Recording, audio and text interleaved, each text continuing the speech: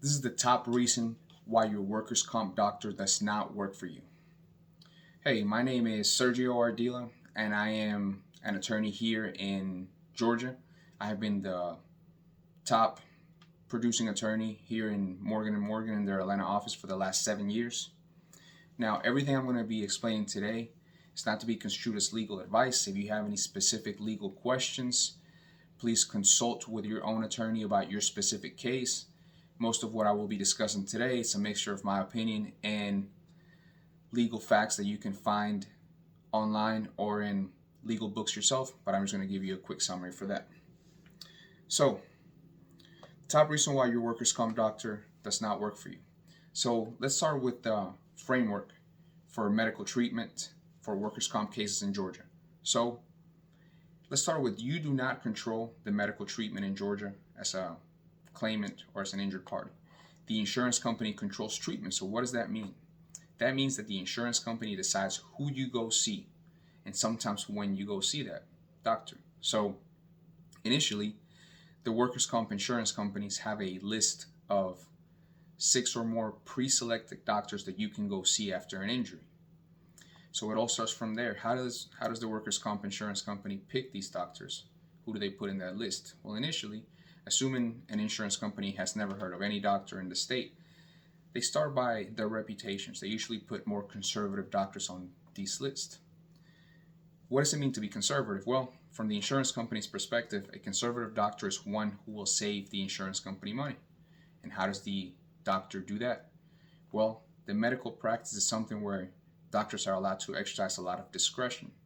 So in a situation where, for example, you might need an x-ray, you might need an MRI, that comes down to the doctor's discretion. There isn't any prescribed set of rules where it says you need to order this person an MRI or an x-ray. So the conservative doctor, in this perspective, will lean towards not giving you the x-ray, not giving you the MRI. And when the doctor chooses to make that decision, then it's saving the insurance company money. Because you could either go down a route where the doctor can order all these things, the insurance company has to pay for it, or the doctor might just say, you know what, you don't need it, you're good to go. The insurance company doesn't pay for that. Same applies when you're potentially facing a surgery. Because there's a lot of discretion, one doctor might say you need the surgery, another doctor might say you don't need the surgery. And the conservative doctor, again, that will save the insurance company money, will say you don't need it. So now the insurance company is not facing potentially having to pay for the surgery. So initially they go with the doctor's reputations, but then we get to how do these doctors stay on these lists?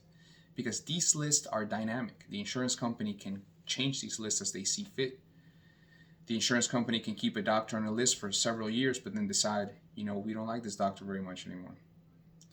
So there's always this pressure to stay on these lists for these doctors. So that pressure actually motivates the doctors to be more conservative, which actually harms the injured claimant many times.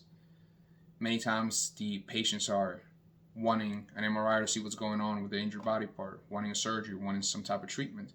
But the doctor has to think, well, this is actually going to cost the insurance company more, and the doctor can exercise discretion not to order that. So the main issue really is doctors wanting to continue to stay on these lists because they want to continue to get business. And they're not just thinking about today's patient, but they're thinking about being able to continue getting patients as the time goes by. So in summary, the top reason why these doctors don't work for you is because they work for the insurance company. The insurance company is the party that pays them. The insurance company is the party that can ensure that they have patients tomorrow, not you. So if you're not happy with their medical treatment, there really is no consequence. You're just one patient who didn't get there on their own volition to begin with. You got there because the insurance company essentially forced you to go to either that one doctor or the other 5 choices, or sometimes less. The last thing I'll say is that not every doctor is like that. There are good doctors out there, doctors that might actually put your well-being first. Maybe they don't think about the pockets of the insurance company, but in my experience, that's few and far between. It is very important for your workers' comp case that you get to the right doctor that will actually make his or her decisions based on what is going to be the best thing for you to get better and not what is going to save the insurance company money.